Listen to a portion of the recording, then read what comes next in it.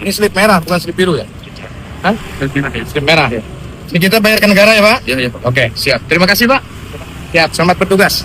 Komedian sekaligus presenter Sul kena tilang oleh petugas di Sub Jakarta Selatan. Ia kena tilang diduga gara membawa mobil berjenis double cabin tanpa surat KIR sebagai tanda kelayakan mobil.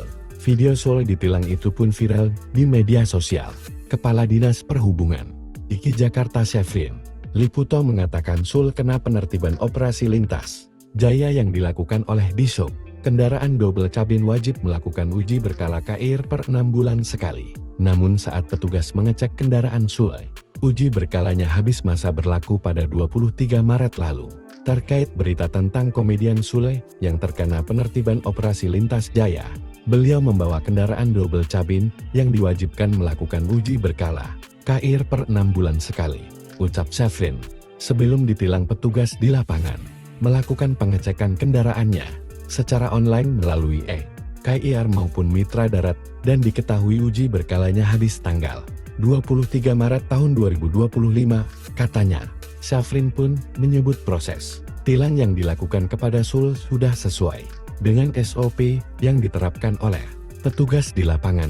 Proses penilangan yang dilakukan sudah sesuai dengan SOP petugas di lapangan.